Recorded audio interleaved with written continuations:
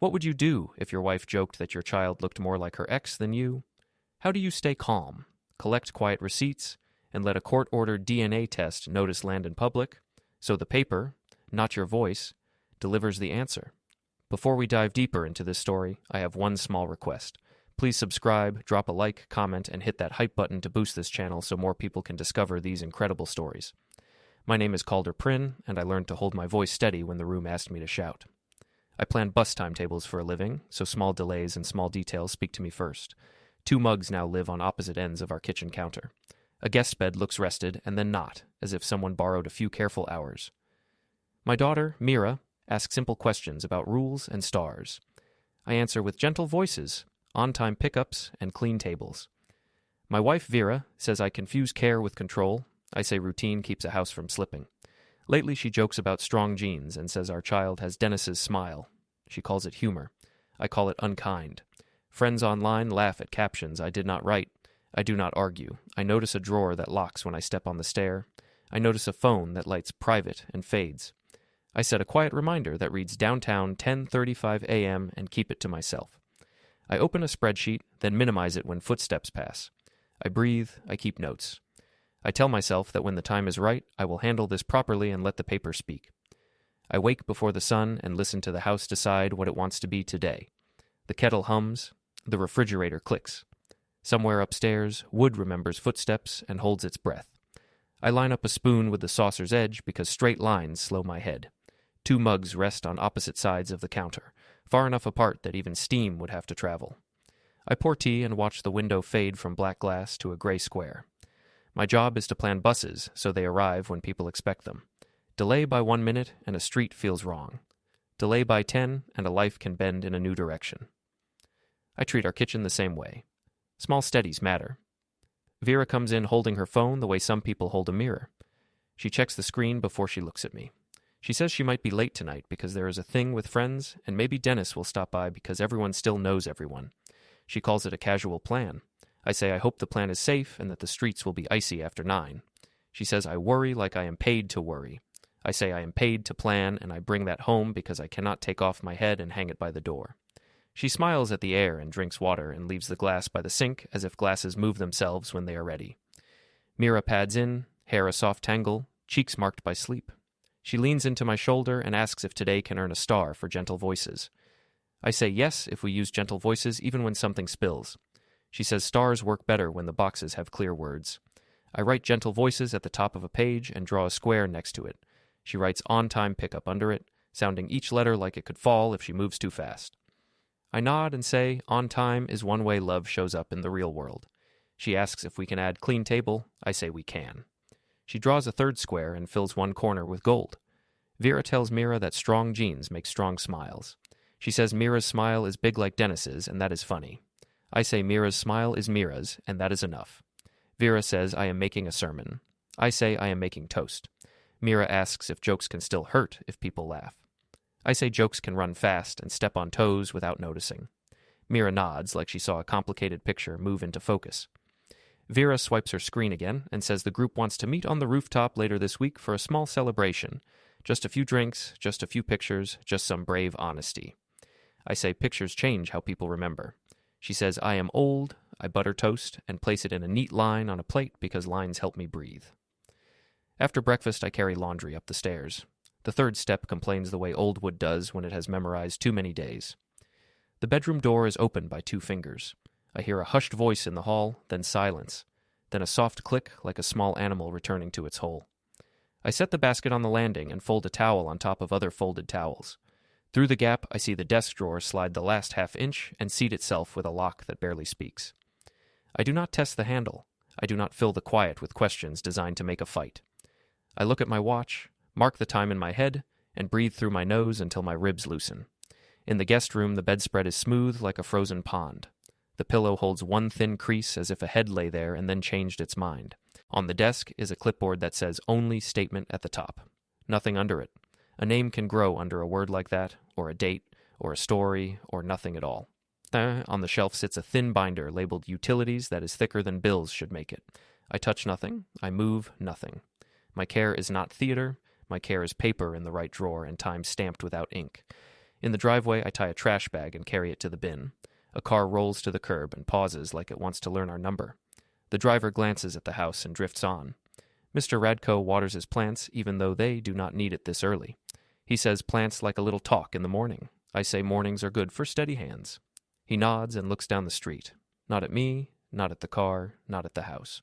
We practice the polite blindness of neighbors who store what they notice for a day when someone asks them to remember. Inside, the wall planner shows a red circle around a day 3 weeks away. There is no label, only the circle. A small yellow sticky near the bottom edge says, "Bring forms," in my handwriting. I do not remember writing it. That does not mean I did not. I open my phone and add a private event with no address. Downtown, 10:35 a.m. I make the reminder silent. I do not need noise to keep faith with a square on a screen. I close the calendar and place the phone face down so it can keep its small light to itself. We walk to school and count the same 3 cracks we always count near the bakery. Mira asks why Mom sometimes sleeps in the guest room when the big bed is big enough for 2. I say some nights are loud with talk or work or late visits, and different rooms help some people rest. She asks if different rooms stop people from hurting each other. I say quiet helps, and time helps, and listening helps. She says she can listen. I say that is a star right there. She grins, and the star chart finds a new line on the page in my head. After school, we go to the park. She climbs the low wall and declares it a mountain. She asks if I think she can cross without touching the ground. I say I think she can, but if she cannot today, she can try again tomorrow. She nods like we just signed a careful contract. She slips, stands, tries, and then stands on the other end with her arms wide like a small bridge. She asks if grown-ups get star charts. I say grown-ups get signs that are not stickers. She asks what kind. I say shared plans, doors left open on purpose, cups washed without being asked. She says those are boring. I say boring wins long races. Evening brings the sweet dust smell of warm streets and a thin line of perfume in the hall. I wipe crumbs into my palm. I set 2 mugs to dry on opposite ends of the sink. Vera leans on the island, tells a friend by message that honesty is the only kindness left, tells another that Dennis understands her humor better than I do, tells a third that some men are carved from rules and expect applause for standing still. I open the laptop and a spreadsheet waits with initials and dates. It looks like nonsense to anyone else. To me, it is a quiet map that refuses to explain itself. Footsteps pass the doorway.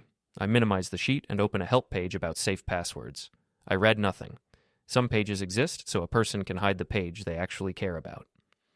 The house quiets toward night. My phone lights with a call marked private and then goes dark. A message thread titled Follow-up appears and disappears before I can read more than the first letter. I put the phone down in the center of the table like a small anchor. In the study, the printer warms for 1 second and settles. The room smells like faint toner when the window is closed. On the desk, a small USB is taped under a folder labeled Taxes. The tape is neat and square at the corners. None of this is an accident. None of it needs my hand yet. At bedtime, I check the wall planner again and count 3 weeks to the circle. I set a recurring calendar dot for meeting, personal on Thursdays, and make it quiet. I do not need more noise. I need a rhythm that does not forget itself. I switch off the kitchen light. Upstairs, a door latch clicks the way a polite person clears a throat at a concert, not to stop the music, only to say I am here. I reach the office before the jokes wake up. Screens glow in a polite way when only a few are on. I align my mouse with the mat. The ticket queue waits like a line of small chores.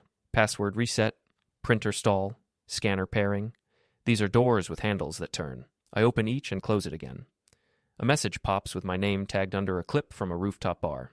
I do not click. I open a knowledge base article on safe browsing and let the clip float off the screen like a balloon that picked the wrong wind. By 9, the open plan hum grows. Someone laughs at something not funny and laughs again to prove it is. A coworker steps near my station and asks if I saw the story where Vera said strong genes make strong jokes, and maybe Mira's smile belongs to a different branch of the family tree. He says it like a newspaper headline he did not write. I say I am focusing on tickets. He says I am calm for a man in the middle of a comment section. I say calm as a shirt that fits in any room.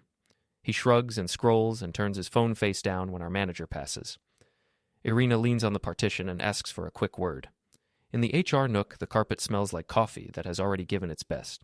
She says there have been online mentions with my name, and she wants to be sure I feel supported and that my work remains steady. I say my outputs are on time and on target. I say I keep my private life outside these walls. She says she appreciates that and to let her know if schedules need kindness. I say thank you. None of this is cruel. It is a penciled note in the margin that says, "Eyes may wander. Keep your lines straight." Back at my station, I slide a small sticky under the monitor that says, "Bring forms." It looks like an ordinary office note, and it is. I open my spreadsheet and add 2 initials and a date with a brief note that would not make sense to anyone else. Footsteps pass. I minimize the sheet and open device settings like a person checking a battery. When the footsteps fade, I close the window and breathe the way someone breathes when they do not want to fog the glass. At lunch, I walk to the supermarket for bread and apples. The display cart near the door offers a sample cookie that tastes like sugar rehearsing for a speech. 2 women laugh over a phone and say, "Tell me he is not his copy," and then say I should not judge because humor heals. I pay and leave without asking them who deserves healing. At the community board, a paper about legal literacy hangs at a tilt. I read the time, memorize it, and walk on with my bag. Reading is enough today. In the pharmacy queue, the line folds around one shelf and then another. A teenager watches a clip with the sound off. Captions run. My last name appears like a label on a jar. A hand enters the frame and touches a shoulder. Laughter fills the caption with little haze that look like gravel. I look at a rack of toothbrushes and count how many promise whitening. My phone lights with a number marked private, and then sleeps. The ceiling speaker plays a soft song about being free. Freedom is a careful word. It breaks when someone uses it as an excuse. Irina sends a calendar invite for a small audit review. I accept and write 1 sentence about device counts. I add my own recurring dot for meeting, personal. The dot is a heartbeat I do not have to hear to believe. A coworker brings a printer that spits only blank pages. I fix a driver setting and print a test. The page comes out warm and empty. Blank is not failure. Blank is a space that will soon carry more weight than it looks like it can. I slide the page into a folder with no label. The folder goes into a drawer that does not lock. The group chat pings my phone with a tag and a laughing face. Dasha posts a photo from last night and writes, "Tell me Mira is not his mini-copy and tell me why some men cannot take a joke." Someone adds brave. Someone adds facts are facts. Someone adds popcorn. I mute the thread and rename a contact to a single emoji because sometimes words make more noise than a picture. On my way home, I pass the co-working lobby because I want to know things without asking. Through the glass, Dennis tells the air that honesty is a health plan and courage is a vitamin. He smiles at not quite friends and plants a hand on a chest like he learned that gesture from a video. A guard notes faces the way guards note faces. I keep walking. I am not a ghost. I am a man with places to be. The metro car sways. A poster about flu shots says the same sentence 3 times in 3 different ways. I read it until the letters stop being letters. Across from me, someone plays the rooftop toast again. The caption says it is just humor. The caption says people should relax. The caption says sensitivity is a disease. I count stops instead. Counting is a medicine that never asks you to laugh. At home, I place 3 binders on the table. Home, auto, bank. They stand like train cars at a quiet station. I do not open them. I take down the thin binder labeled utilities and hold it for a second. It feels heavier than bills. I put it back without looking inside because not looking is also a choice, and sometimes the only one that keeps the air clear. I open my laptop and tidy the desktop until 2 folders sit alone. Archive A, Archive B. They wait like open hands. I write today's date on a small USB and put it in a shallow dish beside a paperclip and a key. Tools do not brag. Tools are ready. Mira brings me a new version of her chart. She has added a box that says hurt jokes with letters that lean to the right. She says we need a rule that says people cannot practice hurting because practice makes better. I say rules can be paint on the floor around a pool. She says paint can be pretty and useful. She asks if Mom will come to the park tomorrow. I say I do not know. She nods like she expected that answer and still wished for a different one. Vera moves through the kitchen and says weekends should be free of heavy talk. She says jokes help people breathe. I say our child deserves a house where jokes do not cut. She says I am turning life into a courtroom. I say I am making tea. She laughs without soft in it, and writes something on her phone with fast thumbs. I pour water and watch steam lift and vanish like a short speech that knows it should end. Night thickens. I put on headphones and make one call in a voice that would not wake a sleeping child. I talk about schedules and safety and simple steps that do not need to sell themselves. I confirm a window and a place that is public and neutral. I end the call and put the headphones away. The printer wakes for one breath and slides a single blank page from a test I sent earlier. I pick it up and let the warmth leave it. I place it in a plain folder and close the drawer without locking it. Locks are for later or never. Before bed, I stand at the wall planner and let the red circle look at me. I set a small phone alarm labeled paper drop for 8:20 a.m. I might not need it. I leave it anyway because leaving it is a small promise I can keep. I turn out the light. The house lays down its weight and tries to sleep. A door softly closes somewhere I cannot see. The rooftop bar sits above the street like a stage with easy lighting. I arrive because the invite was called community, then practice, then therapy with music. I take a place by the railing where the wind moves the sweet drink smell away. The elevator opens and pours out a crowd that already rehearsed how to look surprised. Dasha lifts her phone and tells the night to pay attention. She frames faces as if attention is a legal currency. I keep my hands still and count slow breaths. Counting gives my hands something to do that does not become a scene. Vera comes in glowing the way phones glow, carrying a laugh that asks for mirrors. Dennis follows, loose and pleased with himself, like a man who found an old joke and wants to sell it as new. He says to a circle that tonight is about brave truth and healthy play. He says help is an art and community is a net. He taps his chest and offers his palms like a street performer taking the first coin. People clap because clapping is a low-cost choice. Dasha asks them to give her a lane because something honest is about to happen. I step back so I do not become the backdrop for someone else's point. Music slides under the talk and keeps everyone walking in time. Dennis announces a toast. He says some families cannot breathe because rules sit on their chest. He says laughter is better than rules. He raises a glass and the circle echoes him. The phones rise. He puts his arm around Vera the way actors put their arms around each other when they need to signal warmth to a camera. He says strong genes make strong smiles. He looks at me, then at Vera, then at the nearest lens. He says he always loved Mira's smile because it looks like his when he was small. He says it like a line already practiced in a different room. The crowd laughs because they were told it was a joke. Some laughs land late because late laughs pretend they are thinking. My name lifts in the circle like a paper boat. Someone tells me to loosen up, to take a joke, to live in the modern day. I look at the horizon where the city lights are white dots and the sky keeps them, patient and without comments. I put on my headphones and step toward the balcony edge. The wind makes a soft noise that feels like a clean slate. I make a call in a voice that would not wake a sleeping child. I speak about schedules and safety and clear steps that do not need applause. I listen more than I speak. I confirm a window and a place. I keep my words simple as stones that fit in a pocket. I end the call and return to the noise. I do not explain my call to anyone. They are not the audience for it. Dennis performs a small scene where he guides Vera's hands and calls it teaching flow. He says partners sometimes need help to feel like themselves. He says help is a duty and a joy. People cheer like a button was pressed. Dasha points her phone at me and waits for drama to appear on my face. I breathe the same way as before. A security guard watches me in the way trained people watch calm men who refuse to join a show. We share a nod that says nothing loud. He stays at his post. I stay at mine. I move toward the bar line and order water, because water is a witness that keeps its mouth shut. A man near me laughs with his friends and says I am a schedule in human form. He says schedules are useful until they kill the party. People repeat the line because repeating makes them belong. I drink my water and think about buses that come when they should and trains that stop where they must. I think about how order is not the enemy of breathing, chaos is, but I do not say that here. I am not here to win a debate that buys someone else a clip. Vera slides by and says to Dasha that jokes are medicine. She says I do not like medicine that tastes like truth. Dasha spins her phone and says her followers agree. I consider asking which part is medicine for the child, but do not. I run my thumb along the watch edge. The watch does what watches do. It keeps time even when someone tries to bend it. The elevator opens again, and a new circle pushes toward the center. The first circle swallows them. The party feels like a machine that eats new minutes, so nothing real has to happen. I step into the elevator and press the lobby button. 2 people join me. They watch a replay of Dennis's line and add stickers to Mira's face as if a child's face is a whiteboard for a lesson no one asked for. The elevator lands. The co-working lobby holds a different kind of music. Shoes on marble and low talk about meeting rooms.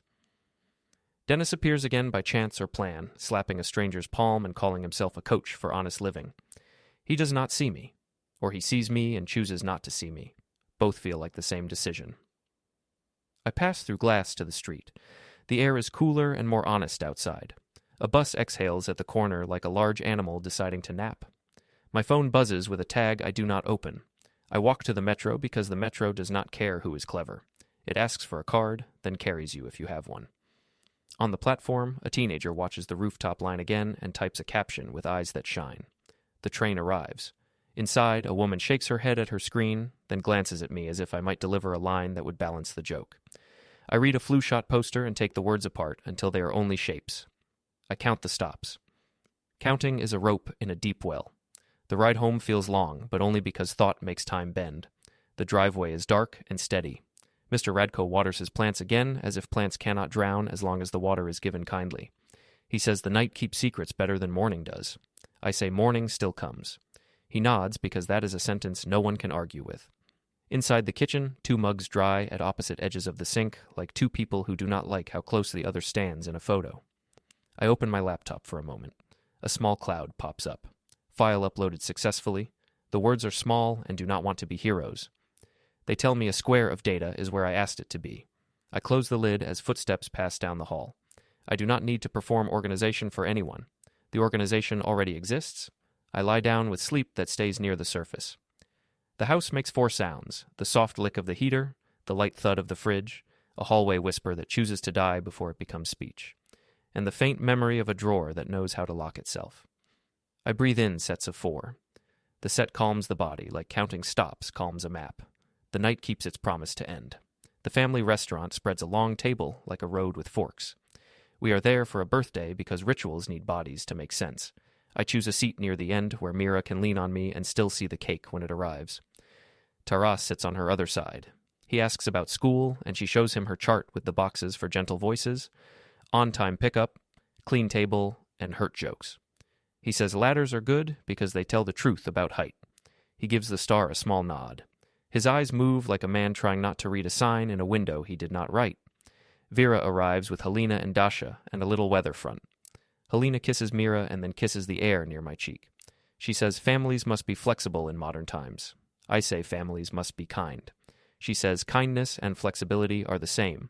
I do not argue about words that break if you pull them hard enough. Dasha lifts her phone and frames the table as if the table is a stage that owes her a better show. She points at me, then at Vera, then at Mira, and makes a split-screen smile that means the followers will be told what to think. The waiter takes orders. Vera picks something the menu calls bold. Dasha says bold is beautiful.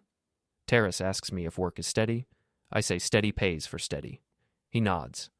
Like that is an old truth dressed in new shoes. Mira whispers that jokes can be costumes for bad choices.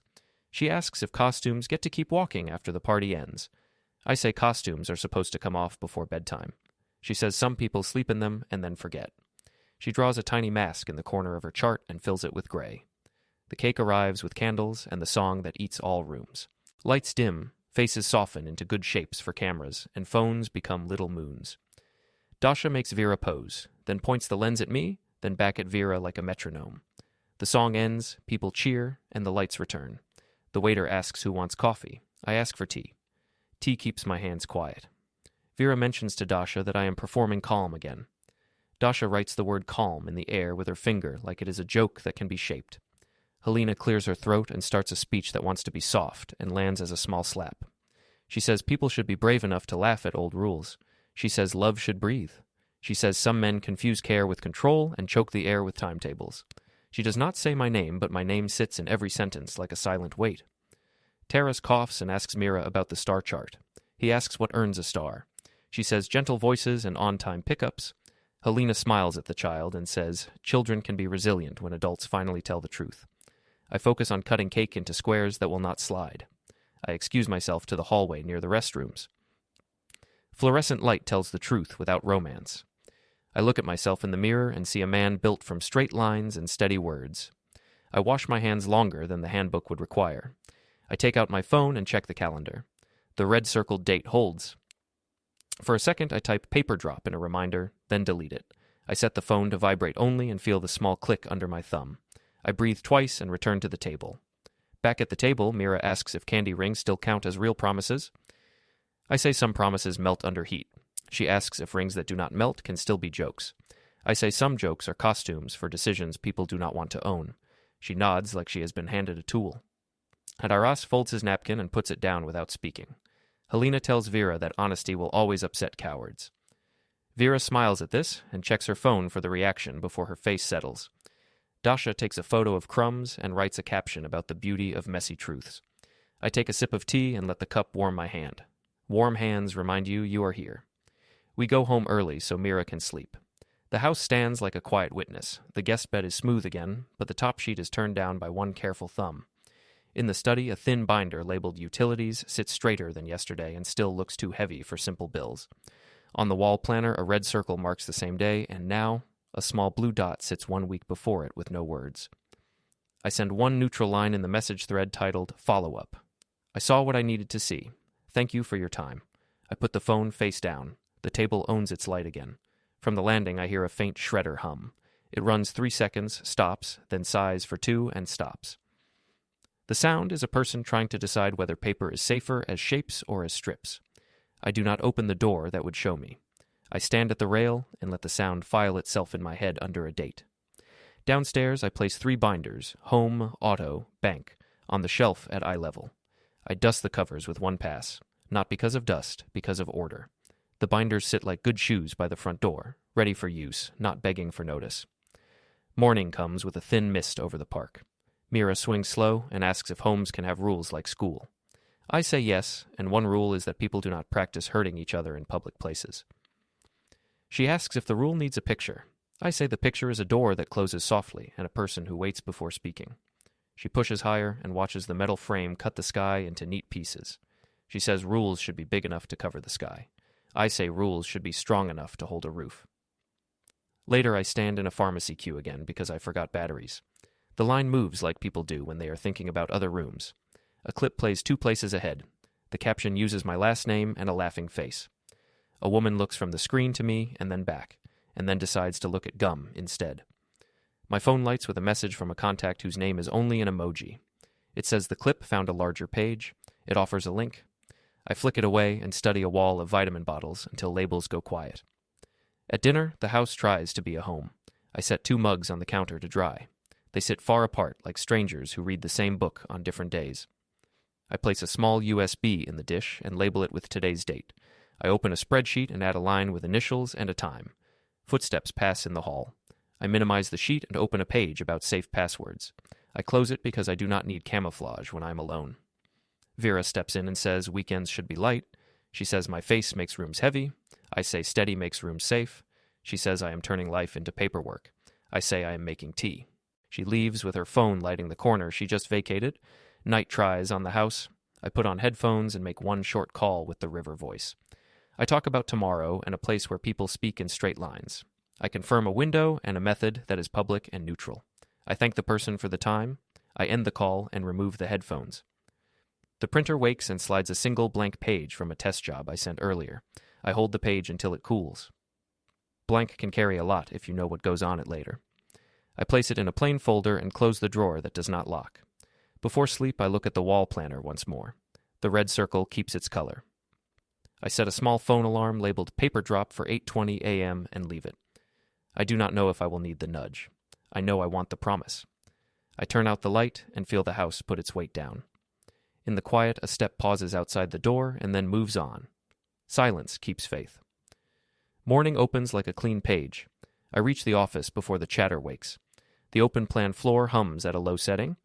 I align my mouse with the pad and open the ticket queue. Password reset. Handheld dropouts. A stubborn label printer.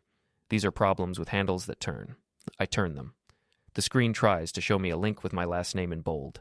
I close it with the same hand I use to fix drivers. I breathe and let the page stay empty where noise wanted to be. Irina passes my station and nods at my monitor. She asks if I am steady. I say my list is on pace. She says she scheduled a small audit touchpoint. I say yes. She thanks me. It is not a scene. It is 2 people keeping work where work belongs. A coworker lingers to ask if I saw last night's rooftop clip, where Dennis smiled like a man on a poster. I say I am working. He says I am calm for a man who is a hashtag. I say calm packs light and fits in any bag. He laughs because laughing makes a path back to his screen. I slide a small sticky note under the monitor. Bring forms. It is just paper in the right spot.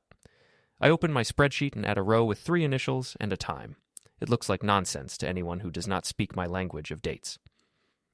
Footsteps pass behind me. I minimize the sheet and open a knowledge page about scanner pairing. The footsteps fade. I return to my file and save. The little cloud blinks and says, "File uploaded successfully." A A quiet sentence that adds a brick to a wall no one else sees. At first break, I stand by the delivery dock and let the cold settle my head. My phone lights with a private call. I let it ring into nothing. I open the calendar and see the dot I placed days ago. Downtown, 1:20 p.m. No address, no notes. A recurring event pulsing on Thursday says meeting, personal. I do not open it. It already knows what it is supposed to do. A forklift backs up with a small beep that makes a polite boundary. I like machines that warn people softly and do not push. I walk to the park at lunch and sit on the bench that sees the slide. I put on headphones and make one short call with the river voice. I speak about windows and safe handoffs. I use simple words like yes, no, understood. I do not sell anything. I do not ask for anyone to clap. I confirm a sensible time and a public place where paper can be handed like any other fact.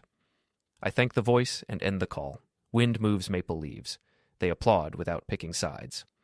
I send Vera one message. I say I will handle this properly. The sentence stands alone. She replies with a pair of paragraphs about men who turn life into ledgers and crush joy. She says laughter gives children strength, not schedules. She says truth makes cowards tremble. I put the phone face down and watch sunlight flecks on the river of cars beyond the trees. 2 kids race their scooters and then fall and then rise and take off as if falling were a step, not an end. On the way back, I cut through the co-working lobby. Dennis is there holding a coffee cup like a microphone. He tells Air that courage is not asking permission. He says honest people break old rules and everyone else claps later. A woman near him nods the way people nod when they do not want to argue on the way to a meeting. A guard watches faces with the patience of a man who knows days repeat. I pass through the glass and the outside air feels cleaner because no one owns it. After work, I stand in a pharmacy queue. The line folds around a shelf of shampoo. Someone 2 places ahead watches the rooftop clip with the sound off. Captions pretend laughter is medicine. My phone lights with a message from a contact saved as a single emoji. It says the clip moved to a bigger page and has new comments. I swipe the message away. A child at the register asks his mother if later is now. She says not yet. He believes her because he still lives in a world where words are straight. The metro rocks me toward home. I close my eyes and count station tones. I open them when the train surfaces for one long breath over the river. The water holds the sky and does not ask anyone's permission to keep it. I walk the last blocks on streets that prefer simple feet to complicated talk. The air has the smell of bread and exhaust and a little rain that thought about falling but chose not to. Home asks me to make it a home. I oblige with small work. I set 3 binders within reach. Home, auto, bank. I place the thin binder labeled utilities a little to the side. It sits like a question that knows its own answer. I do not open it. I open my laptop. The desktop holds 2 folders like open hands. Archive A. Archive B. I label a small USB with today's date in careful block letters and place it in the dish with keys and a paperclip. Tools, rest, and wait. Mira walks in with her chart. She says the box for hurt jokes needs a star from last night because she asked a hard question politely and then went to bed on time. I say the star is hers. She places it gently because ceremonies matter when your hands are small. She asks if rules make houses safe. I say rules make time safe. Safe time lets houses breathe. She says breathing helps. She asks if I will be there for pickup tomorrow. I say on time. She grins like on time is a present with a bow. Vera passes the doorway and says I am turning our life into a meeting. She says weekends should be light and I should get out more. I say steady is not heavy. I say steady is kind. She tells someone on her phone that I am rehearsing calm for an audience. I make tea, the kettle sings and stops. Steam climbs and fades like a speech with common sense. When the house rests, I put on headphones and make one last call. I answer 2 final questions in quiet words. I write a time on a sticky note and slide it under the monitor where only I can see it.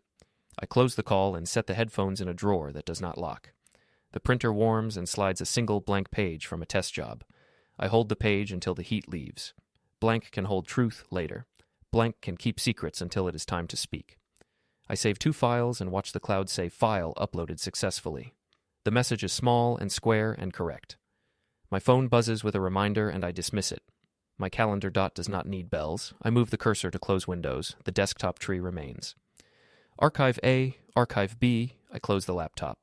The kitchen clock hands touch the minute and then let it go. The room exhales. I set 2 mugs to dry on opposite ends of the counter.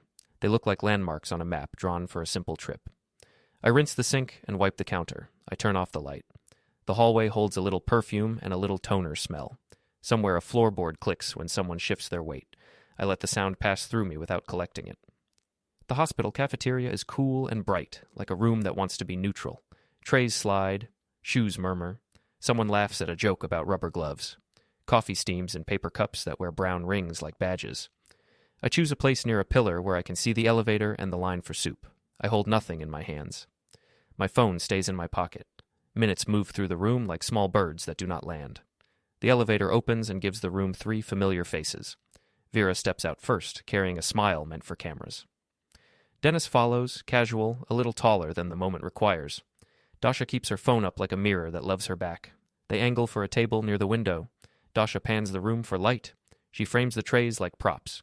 Dennis says something to make Vera laugh. He shapes it with his hands. The laugh is the laugh I know. It sounds like a door you open because it always opened before. A neutral voice speaks Vera's full name. The voice belongs to a person whose job is to move facts into hands. The person stands at a decent distance, not close and not far. The person asks Vera to confirm a small detail. Vera answers with half a smile that wants to become a laugh. The envelope changes hands. The person states the nature of the documents in a sentence without decoration. The sentence contains the words court-ordered DNA test and notice. It also sketches steps on page 1 that tell people where to be and when and what to bring and how the collection happens without drama.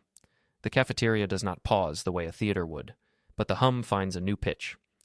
Dasha lifts her phone, then lowers it. The lens does not know how to love an envelope. It prefers faces that can pretend. Dennis looks at me as if I might flinch. I do not. He tries a smile that would work on a poster hung in a bus shelter. It slides off the glass here. Vera says something small that wants to grow. The neutral person stays kindly blank. The guard who watches the elevators watches this instead. He does not move. He does not need to. The room has walls and rules. They are enough. My phone vibrates once. It is a message from Jonah that says only done. Another preview shows Helena's name and 3 lines of weather that will not reach me unless I open it. Taras sends nothing, which is a message of its own. I keep my hands out of the conversation my pocket wants to have. I look at my tray. There is no tray. I brought nothing to carry out. I came to watch a sentence enter the world and stand on its own legs. The neutral person says the first page explains the time window and the location. The person says the instructions are simple. The person says there is a number if questions arise. The words do not swell. They do not apologize. They do not sell. They state. The envelope sits in Vera's hand like a new weight. Dasha's phone hangs at her side, screen down, as if it wishes to be a spoon instead.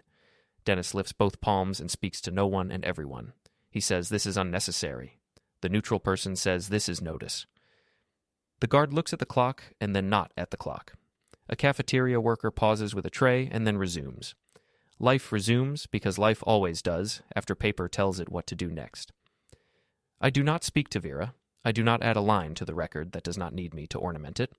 I raise my eyes once to meet hers and then let them return to the pillar's clean edge. I think of Mira drawing a star in a box for gentle voices. I think of on-time pickups. I think of buses that arrive and leave so children can count on something even when grown-ups fail. I stand and nod once to the neutral person. The nod says, "Thank you for doing your job," and nothing more. The person returns a nod that says the same. Names do not matter in a room where process wears the badge. Dasha tries to raise her phone again. The angle is wrong. The story cannot find its shape. Dennis says this is private, and then looks around at the very public room. Vera holds the envelope with both hands like it might leave if she uses only one. She says a word that used to be a joke and does not know how to be one anymore. A man at the next table tells his child to finish the soup. The child finishes the soup. The small things obey themselves. I step toward the elevators to leave, but pause to let a nurse with a cart go first. The nurse thanks me without looking because she has 1,000 thanks to give and only one day to give them. The guard gives me a small nod that is not sympathy and not approval. It is professional gravity. It says something like rules functioned. I nod back to mean the same. In the glass of a vending machine, I see the scene behind me. 3 figures form a loose triangle by a window. One holds a paper that learned how to be heavy. One speaks with hands and finds the air refusing to carry them. One holds a phone that wants to turn everything into brightness and fails this time. The neutral person folds their clipboard against their side and blends into the room. The cafeteria returns to the ordinary clatter of forks and shoes, clean noise, honest noise, the kind that does not repeat itself later with filters. I think of the 2 mugs on our counter that sit far apart and tell the truth even when no one names it. I think of the thin binder that will not pretend to be heavier than it is forever. I think of a small chart on a refrigerator that asks for stars and teaches a child that some boxes are not for jokes. I think of my calendar dot, which will blink and then not blink once there is no more work to be done on that point. The elevator arrives with a soft bell. I step in and face the doors. They close at the same speed for everyone. I let my shoulders drop half an inch and stand like a person whose feet remember how to be under him. My phone vibrates again. I do not reach for it. The bell sounds once more for another floor, and the car begins to move in a straight line through a building that was built for straight lines and clear steps. The elevator bell dings. The doors close on their faces and on the envelope and on whatever words someone wants to test for jokes. The sound is clean and brief. Cut to black. Don't forget to hit like, subscribe, and turn on the bell so you don't miss the next story. Write in the comments from which city you are watching,